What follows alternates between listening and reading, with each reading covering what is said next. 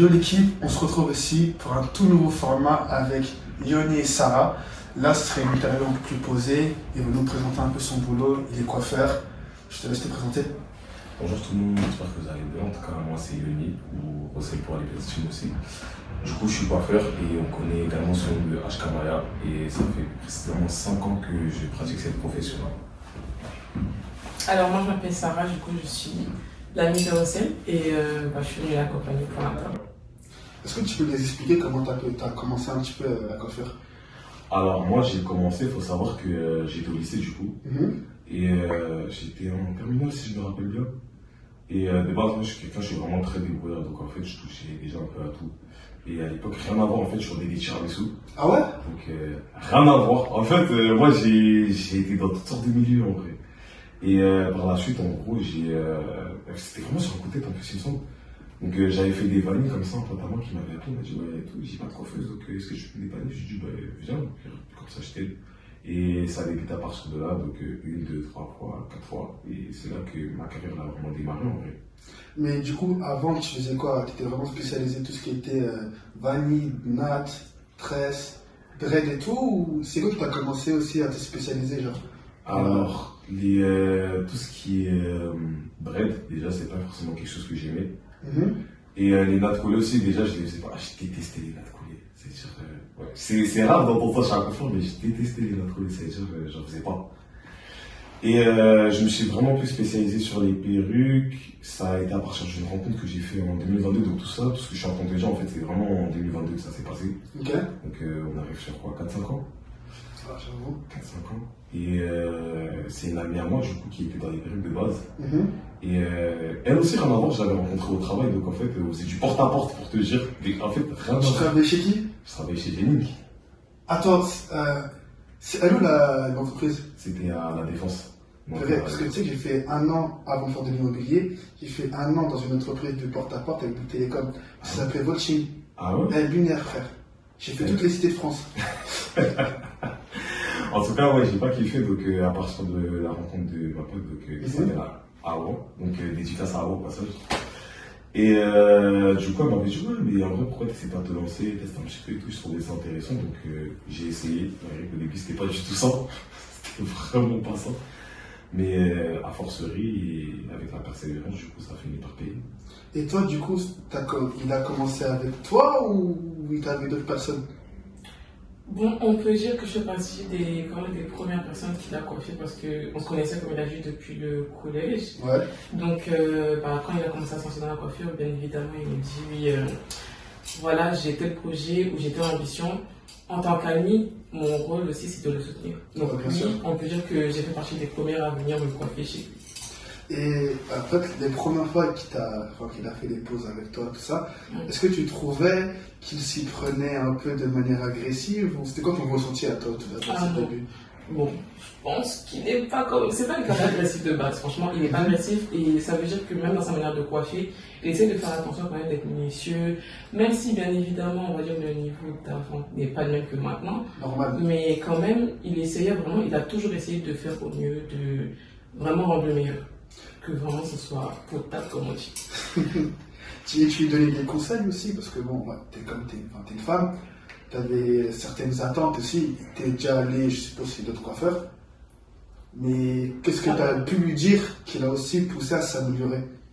Alors, franchement, c'est bizarre aussi de le dire, mais c'est vrai que je suis une femme, mais carrément, il s'y connaît plus que moi. Du coup, déjà, c'est son métier, mais il s'y connaît vraiment beaucoup plus que moi en tout ce qui est perruque et tout, parce que moi, c'est absolument pas mon truc. Ah ouais? Franchement, non. Avant lui, j'avais jamais posé de perruque. C'était ma première perruque que j'ai achetée avec lui, du coup, qui m'a conseillé. Et je suis venue la poser chez lui. Et c'est la seule personne qui m'a posé mes perruques depuis ce jour-là, jusqu'à aujourd'hui. Et maintenant, du coup, elle fait partie de tes égéries, c'est ça? Ouais, entre autres. Et t'en as combien? J'en ai 3 à 4. Ok. Et du coup, vous deux, vous êtes meilleurs amis, c'est ça? Ouais. Ah ouais, C'est mon frère, quoi. Quand même. Et toi, ça fait comment d'être un coiffeur dans un milieu qu'on pourrait qualifier pour femmes en soi, en tant qu'homme? Je dirais que c'est compliqué à gérer dans le sens où moi au début, quand j'ai commencé, les gens ne me faisaient pas du tout confiance. Parce que c'est un milieu qui est relativement féminin, comme je viens de le citer. Et généralement, les gens, ils s'attendent plus déjà. Moi, quand on vient chez moi, premièrement, on pense pas que c'est un homme qui coiffe, on pense que c'est une femme. Et vraiment compte, on pense toujours que c'est une femme. Et quand les gens arrivent devant par ma porte, c'est ta soeur, elle ne coiffe pas, elle est pas là, c'est ta soeur qui coiffe. Je dis, quelle soeur? J'ai pas de soeur qui coiffe, c'est moi en fait. Et les gens sont toujours sur ah ouais, ok, ben vas-y, fais ce que t'as à faire en fait, tu vois. En fait, je dois toujours monter toujours d'un cran au-dessus, exactement, je dois toujours prouver, monter au moins 10 niveaux au-dessus, même pas 1, mais 10, parce que les gens ils auront plus d'attentes. Et toi, t'es un homme, donc ça veut dire que tu vas beaucoup plus prendre de critiques qu'une femme. Parce que c'est quelque chose où les femmes, elles ont déjà l'habitude entre elles. Elles ont déjà les connaissances dessus. Et moi, je viens avec ma touche à moi. En fait, on ne fait pas confiance. C'est à moi de prouver que tu dois faire confiance. Et en ça, en vrai, j'ai déjà eu même des réflexions sexistes. Et c'est déjà parti jusque-là. Quel genre de réflexion sexiste? Je me rappelle, je crois que c'était au travail, parce que j'ai été alternant aussi. Pour ça, tu découvriras au fur et à mesure de l'interview. Mais on m'a déjà sorti une réflexion du type de toute façon, vous les hommes, vous êtes archi bruts.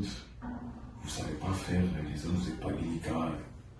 Ah ouais, mais vous les hommes, dans tous les cas, en fait, ça revient toujours à cette phrase-là, vous les hommes, les gars, je suis pas un mec comme les autres.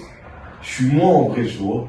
C'est pas parce que les autres hommes, entre guillemets, sont comme ça que moi je suis obligé d'être comme les autres. En fait, chacun est comme lui en vérité, tu vois. J'ai ma personnalité qui m'est propre à moi et mon travail aussi qui m'est propre également. Donc en vrai, c'est ça.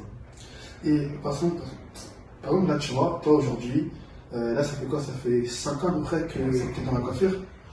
Et est-ce qu'au cours de ces 5 dernières années, il y a eu des moments vraiment difficiles, peut-être dans ton apprentissage des différents types de perruques, où il y a des choses en fait qui t'ont vraiment, peut-être même à 2 doigts de tout arrêter, de tout abandonner? Je dirais que ça a été, cette période-là, j'ai connu en 2023. Ouais. 2023, ça a été la période où déjà je me cherchais beaucoup. Que ça soit au niveau des études, ou que ce soit parce que je suis congolais, du coup. Madame Boka. Déjà. Et chez nous, malheureusement, les parents congolais, il faut savoir qu'en général, ils ont un problème avec certains types d'études. Je sais que moi, déjà, même le métier de la coiffure pour ma mère, et puis c'était catégoriquement non, tu vois. Elle ne s'imaginait pas dans sa tête que moi, j'allais lancer de la coiffure. En fait, pour elle, c'était juste un truc qui était passager, et que plus tard, peut-être, j'allais me ressaisir et que j'allais arrêter au bout d'un moment donné, tu vois. Mais ça a continué, je pense que même ça, déjà, ça l'a étonné. Mais pour revenir en tout cas à ta question initiale, j'ai beaucoup travaillé dans le salon. Et j'avais beaucoup de gens qui étaient derrière moi en me disant oui mais t'inquiète pas, je vais te former, donc en gros je devais avoir des mentors. Et ces mêmes mentors là en fait du jour au lendemain m'ont abandonné, donc ça fait que j'ai été livré concrètement moi-même, tu vois. Donc je me suis retrouvé un peu sans rien. Je prenais des bases un peu par-ci par-là, mais en vérité ça suffisait pas totalement à ce que je puisse construire la personne que je suis aujourd'hui, construire mon travail que j'ai aujourd'hui, tu vois. Donc il fallait que je prenne un peu en tout, que j'apprenne à gauche et à droite, que je vois aussi comment les autres ils travaillent pour que moi ça puisse me forger, tu vois. Mais dans cette période-là, c'était dur parce que je me prenais beaucoup de critiques aussi sur Internet. Moi, des critiques sur Internet du type te lance plus, arrête de coiffer, moi on m'a sorti, arrête de coiffer, ne te fais jamais connaître. C'est-à-dire, c'est des commentaires comme ça, imagine-toi, du lundi au dimanche, t'en reçois. Ah ouais. Tu es lundi au dimanche. Et tu te poses la question, tu te dis, mais je suis nul à ce point ou tu te poses vraiment des questions, tu te dis, en fait, je suis vraiment nul à ce point, est-ce que je dois arrêter? Et j'avais quand même des gens comme elle qui me disaient, en fait, persévère, tu vois. Et est-ce qu'elle était au courant de tout ça ou tu n'en parlais pas? Elle savait tout. Ah, c'est-à-dire que tu as tout vu du début à la fin. Elle savait tout et elle voyait tout, ça veut dire en fait qu'il n'y avait pas la moindre chose qui lui était cachée en vérité. Est-ce que toi tu t'attendais un petit peu aussi à ce qu'il arrive là aujourd'hui? C'était pas encore vraiment arrivé, mais tu as quand même fait un assez bout de chemin en vrai. Parce qu'en 5 ans, je suppose que tu as coiffé beaucoup de personnes, que t'as un compte Instagram, t'as combien d'abonnés dessus? J'ai au moins 1700 je crois. Toi, et en 5 ans, en vrai, bon, ils vont dire que c'est pas beaucoup, ouais. Mais pour un coiffeur qui s'est lancé il y a 5 ans, et là, tu as beaucoup de demandes, là, pratiquement. Ouais, quasiment toutes les semaines. Toutes les semaines, t'es rempli. Toutes les semaines, j'ai au moins entre 5 à 10 demandes, voire 15 des fois. Ça dépend. Cool. Ça dépend. Et des fois, et j'arrive tellement peu à m'en sortir qu'il y a un moment donné, j'ai pris ma nièce comme assistante, je lui ai dit, j'ai des messages à la place parce que moi, je commençais même à faire un. Je commençais même à vraiment, en fait. J'en pouvais plus. Et ce que tu dis, c'est intéressant, parce qu'en plus, tu vois, aujourd'hui, tu avais, bon, on est jeunes, tout ça, on est dans la vingtaine, il y a beaucoup de personnes qui font de l'alternance, qui recherchent des emplois, qui veulent se lancer sur les réseaux. Est-ce que tu as déjà même pensé à prendre des alternants? À l'échelle où je suis, je dirais que non, je pourrais pas en prendre, mais ça m'est déjà traversé l'esprit pour avoir tout ce que. Enfin, pour avoir déjà vécu tout ce que j'ai eu jusqu'à aujourd'hui, en tout cas. Ça m'a déjà traversé l'esprit. Ok. Et toi, tu fais quoi comme métier un petit peu? Commerce international. Ok. Est-ce que vous avez déjà pensé, par exemple, à vous associer même au-delà du fait d'être égérie ou quoi que ce soit, et plus pour peut-être, peut-être d'ici les 5 prochaines années, peut-être s'étendre un petit peu à l'échelle nationale, en ouvrant peut-être des salons ou autre? C'est vrai qu'elle et moi, on n'en a jamais réellement parlé. On s'est jamais assis pour pouvoir en parler. Parce que déjà, moi, je suis quelqu'un, je parle pas beaucoup de mes projets internes. Elle le sait, dans tous les cas. En général, moi, ce que je fais, pas que je le bâtis dans l'ombre, mais j'aime pas parler avant d'avoir accompli quoi que ce soit. Ça veut dire, si j'ai une idée qui va me traverser la tête, je peux lui dire de manière vague, mais elle saura pas les choses en profondeur en soi. Ok. Donc, non, on n'en a pas vraiment encore parlé pour le moment. Et c'est ta vie. Ah, tu veux dire quelque chose? Non, c'est juste pour répondre aussi, pour dire que pas forcément, franchement, sur ce côté, on est s'associer vraiment avec nos études, nos parcours et tout. On n'y a pas vraiment pensé, jamais. Ok. Et en fait, l'habitude que tu as en fait, de faire les choses un peu, on va dire, dans l'ombre, elle est venue de quoi en fait? Est-ce que c'est venu à cause de certains échecs ou parce que, je sais pas moi, il y a certaines réalités de la vie qui t'ont peut-être rattrapé ou c'est quelque chose que tu as depuis que tu es jeune? En soi, moi, j'ai toujours été éduqué de sorte à ne jamais beaucoup parler. Parce que j'estime que tu sais pas où ça peut aller. Vraiment, tes idées. Ça peut t'emmener loin, mais comme aussi, ça peut t'emmener bas. Parce qu'en vérité, toute chose que tu fais n'est pas forcément égale à la réussite. Des fois, tu peux même échouer dans certains projets. Ça veut dire que moi, j'ai toujours été éduqué de sorte à ce que travaille dans ton coin et essaye d'obtenir un maximum de résultats. Et là, ensuite, tu peux parler, tu vois. J'ai toujours été comme ça en vrai, c'est une notion qu'on m'a toujours inculquée. C'est pas. Je pense qu'il doit y avoir aussi des réalités de la vie par derrière, mais c'est pas forcément que ça, c'est aussi surtout une question d'éducation. Ok, je vois. Et toi là, aujourd'hui, si tu devrais te donner un objectif sur le reste de l'année 2026, ça serait quoi? Déjà, faire de sorte à former le plus de personnes. Oh, ok. Déjà, parce que en vrai, il y a eu beaucoup de demandes au niveau des formations, parce que en général, c'est des filles et même des garçons, parce qu'en vrai, on s'en rend pas compte, mais il y a des Et les garçons qui te demandent des formations. Des mecs, ouais, il y a beaucoup de mecs, c'est juste qu'ils osent pas parce qu'ils ont peur. Ouais. Ils te demandent des formations pour faire. Ouais, pour apprendre à poser des Ah ouais? ouais. Et même les colorations, on m'a déjà demandé, mais moi, les colorations, pour moi, c'est quelque chose que je décline. Pourquoi? Pas que j'ai pas confiance en moi, mais je suis bon dans ce que je fais. Mais je reste toujours humble de sorte à me dire que il y a toujours mieux que moi. Donc, il faut toujours que je cherche à pousser plus loin, toujours chercher à apprendre. Et là, quand j'estimerai que je serai arrivé à mon apogée, là, je pourrais donner quelque chose. La pause perruque, en vrai de vrai, pas que je suis arrivé à mon apogée, mais il n'y a pas quelque chose qui est secret pour moi en vérité. Je connais tout. Il n'y a pas une technique que je connais pas. Il n'y a pas une façon de coiffer, on va dire, que je ne connais pas. Je connais à peu près tout. Donc en vrai, c'est plus facile pour moi de me dire je forme quelqu'un pour apprendre à poser une perruque qu'en coloration. Parce qu'en fait, la coloration, c'est quelque chose, on parle carrément de couleur, c'est une colorimétrie à l'état pur. Donc en fait, si tu formes pas bien, tu n'expliques pas bien à la personne demain, elle va se retrouver à aller coiffer des gens ou peut-être aller faire des colorations sur la mèche d'autrui ou même les cheveux d'autrui. Et peut-être qu'il n'y aura pas le résultat attendu, en fait, ça va me retomber dessus, tu vois. Et c'est pas ce que je souhaite. Moi, quand je te forme, c'est que je te forme avec un principe d'excellence. Quand tu viens chez moi, c'est qu'il y a l'excellence qui suit par derrière. Okay. Donc tu dois avoir la qualité qui suit, le rendu par derrière aussi qui suit, et le service également. C'est tout un ensemble, c'est tout un packaging en fait. Et est-ce que tu dirais que du coup dans la pose de perruque, ton rendu il est vraiment excellent et que tu as les retours clients qui vont avec?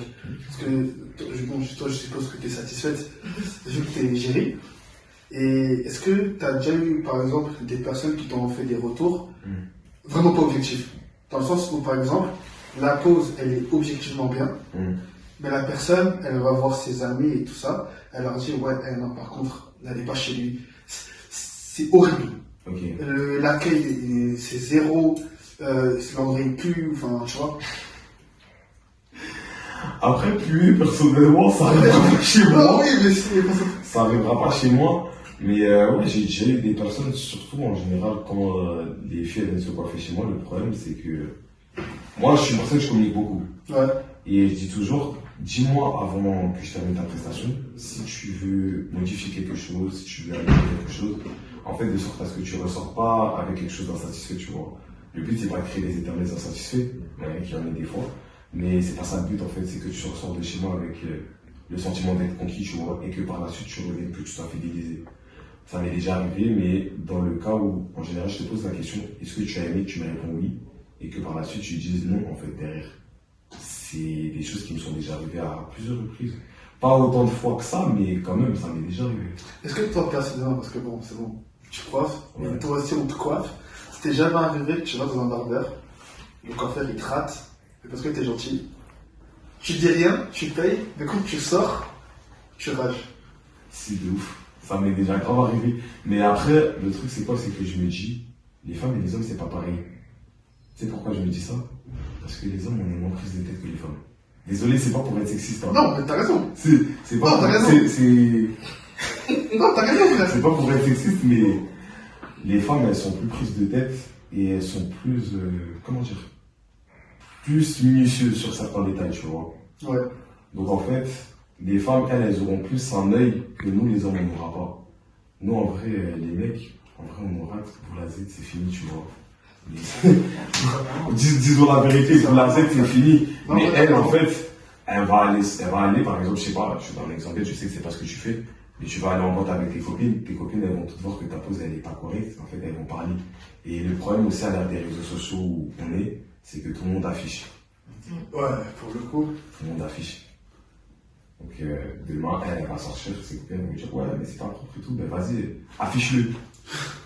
Affiche-le. Et malheureusement, il y en a 90% des cas actuels, en fait, ils vont pas forcément prendre le temps d'aller s'expliquer avec le ou la prestataire.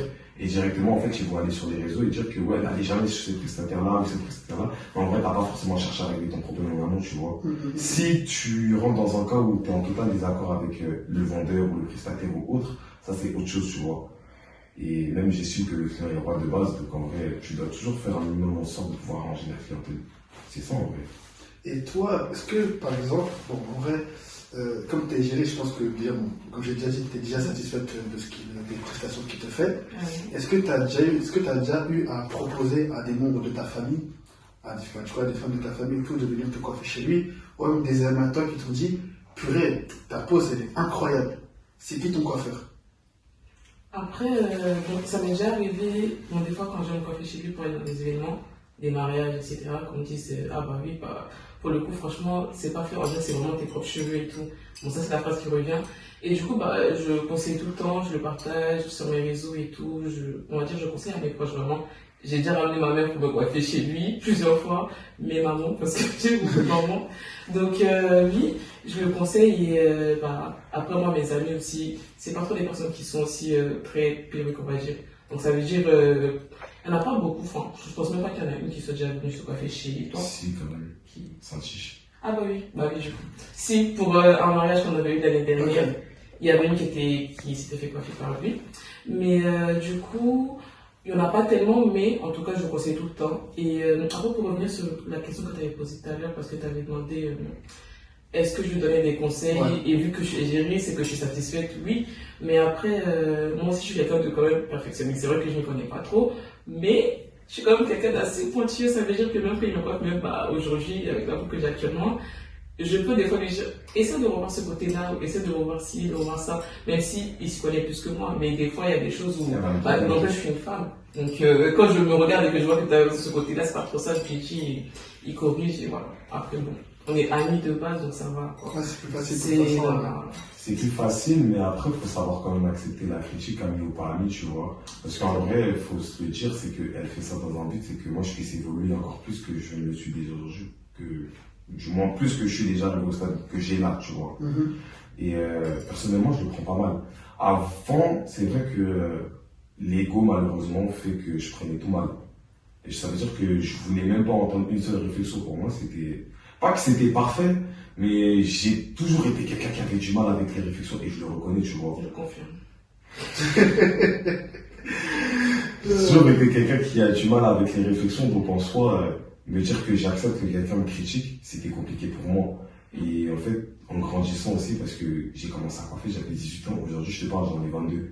Donc avec les années aussi, tu prends en sagesse et tu prends en maturité, tu es obligé d'accepter. Que ça te plaise ou que ça te plaise pas, tu dois accepter. Alors dis-moi, c'est quoi un petit peu tes projets pour le reste de l'année 2026? Alors mes projets pour le reste de l'année 2026, en soi, ça serait accueillir le maximum d'élèves au sein de mes formations. Et également ouvrir un salon de coiffure aussi, pourquoi pas, par la grâce de Dieu. Ah, trop bien ça. Et ce serait quoi vos projets communs à tous les deux? Comme je disais au début, on n'a pas forcément de projet commun. Pourquoi? Parce que déjà pour commencer, je ne me considère pas réellement comme une égérie. Parce que pour moi, égérie, c'est vraiment, on va dire qu'il y a un contrat entre toi et la marque et que peut-être tu es rémunéré même à leur faire du contenu du coup pour la marque, les mettre en avant. Et moi, franchement, je ne me retrouve pas du tout dedans. Moi, je considère que je suis juste une amie qui soutient son ami dans son business. Donc, vraiment, je dirais pas égérie. Et du coup, pour cette raison-là, on n'a pas vraiment de projet en commun de dire que oui, il faut que d'ici telle année, on ait fait ça. Mais je dirais que peut-être le prochain événement qui va se passer, c'est la formation, où je vais venir du coup aussi en tant que modèle pour son élève. Et ça, c'est le truc le plus imminent, on va dire, le projet le plus imminent. C'est pas réellement un projet pour moi, mais oui, quand même. C'est un truc. Et ça, c'est quelque chose que vous avez déjà décidé en amont quand il a voulu lancer sa formation? Ou c'est toi qui t'es dit, ok, bon, en vrai, je vais le soutenir, du coup, je vais vous donner en tant que modèle? Pas du tout. Alors, comme j'ai dit aussi, on est amis de base, donc on va dire, c'est naturel en fait. Donc il m'a envoyé juste un message, il m'a dit, voilà pour ma formation, en fait, je pense que j'aurais besoin de modèle et est-ce que tu peux. Et oui, j'ai dit oui, sans hésiter, donc voilà. C'est juste. Elle est dans l'entraide en vrai. Mm. C'est même pas question de égérie parce que comme elle te l'a dit, elle se considère même pas comme étant dans ce statut-là. Finalement, c'est juste une amie qui est dans notre ami. Ouais. T'as vu, frère? On est des garçons. Ouais. Bon, amen, on est chrétiens et tout. Mais j'ai vraiment une question pour toi. Est-ce qu'on t'a pas déjà dit que tu faisais des poses de perruque et tout pour draguer des meufs? En vrai, ouais, du coup, pour répondre à ta question, ouais, effectivement, c'est déjà arrivé qu'on pense ça de moi. Et du coup, c'est pas du tout le cas. Et voire même au-delà de la drague, en fait, du coup, je vais dire clairement qu'on pense même que j'ai des rapports avec mes clientes. Wesh. Ouais. Non, oui, un peu. Et comment tu réagis par rapport à ça? Même toi, hein. Généralement, c'est quelque chose déjà, elle a peut-être pas été témoin, mais c'est quelque chose déjà qu'on m'a demandé souvent en live. Et c'est pas forcément pendant que je coiffe, mais parce qu'en général, quand je fais des lives, on va dire de manière normale, en fait, les gens ils ont tendance à aller voir mon profil. Donc, c'est des mecs qui vont me demander, ouais, mais ça t'arrive pas de faire des bails avec des meufs, tout ça. Je dis, non, les gars, moi, je suis là pour bosser, enfin, je suis là pour faire mon argent. Et pour te dire qu'il n'y a même pas moins de 48 heures, en fait, il y a quelqu'un autour de moi qui s'est amusé à aller dire des trucs comme ça sur TikTok, en fait. Et que ça aurait pu me porter préjudice. Ça veut dire que la vidéo, elle commençait déjà à monter en vue, tout ça, et ouais. En fait, vraiment, la phrase qui dit, quand on a. C'est quand on va repérer. En fait, quand t'as des amis comme ça, t'as pas besoin d'avoir d'ennemis. Vraiment. Exactement. Et toi, comment tu vis ce genre de rumeurs, genre? Parce que toi, ils te coiffent. C'est-à-dire qu'il y a peut-être des gens qui sont des. Enfin, t'as compris? Oui. Après, moi, franchement, peut-être que ça va sonner bizarre, mais je suis quelqu'un de très, très je m'en foutiste. Je sais pas si je peux le dire comme ça, mais honnêtement, on va dire, et aussi je suis quelqu'un un peu dans mon coin. Lui, il est beaucoup plus, on va dire, social sur les réseaux. Explosif. Et moi, je suis beaucoup plus dans mon coin et vraiment dans l'ombre, on va dire. À part quand il me fait des vidéos, etc., qu'il poste sur sa story, ou que les gens vont dire, ils ont vu peut-être ma tête, mon visage sur les réseaux. Mais sinon, à part ça, j'ai pas vraiment de contact. Donc, tout ce qui se dit, même quand lui-même il vient pas me le dire directement, c'est rare que je tombe dessus moi-même. Sauf si peut-être j'ai vu une de ses vidéos, j'ai vu les commentaires, etc. Et bien évidemment, c'est pas plaisant de voir ton ami, qui est quand même comme mon frère maintenant, franchement, et de voir comment les personnes le rabaissent, même sur les réseaux, même comme on a dit depuis ses débuts, c'était pas très évident. Mais on va dire en privé, et quand je parle avec lui, j'essaie de lui dire de ne pas calculer tout ça, de rester focus sur ce qu'il fait, ce qu'il veut faire, ce qu'il veut atteindre, ses objectifs, et de ne vraiment pas regarder à ça, parce que moi, franchement, je suis comme ça. Donc, on va dire ça ne m'atteint pas, et j'essaie de lui communiquer ça aussi. Et voilà quoi. Non, vraiment, c'est un bon duo tous les deux. Non, la vérité. Il faut ça en vrai. Merci. Et dis-moi, c'est quoi les conseils que tu pourrais donner à toutes les personnes qui voudraient se lancer dans la coiffure? Ce que je pourrais donner comme conseil à quelqu'un qui veut se lancer, honnêtement déjà, persévère beaucoup. et sois patient. Parce que c'est pas quelque chose qui viendra du premier coup. C'est avec de l'acharnement, beaucoup de travail, mais surtout beaucoup de rigueur. Et je pense que moi, si j'avais pas eu cette rigueur-là, j'aurais pas pu atteindre le niveau que j'ai aujourd'hui. Et surtout, si t'es quelqu'un qui connaît Dieu, accroche-toi beaucoup à Dieu aussi, parce que tu auras des moments où tu voudras beaucoup baisser les bras. Et c'est des moments où il faudra prier énormément. Amen. Voilà, je pense que j'ai tout dit. En tout cas, je tiens vraiment à vous remercier tous les deux. Je tiens à te remercier toi d'abord, Merci à toi. Yoni, pour d'avoir bien répondu à l'appel, l'invitation. Je tiens aussi à te remercier à toi aussi d'être venu, d'avoir pu participer à la vidéo. En tout cas, on se retrouve très bientôt l'équipe pour un nouvel épisode, toujours sur ce même format-là, avec nos intervenants.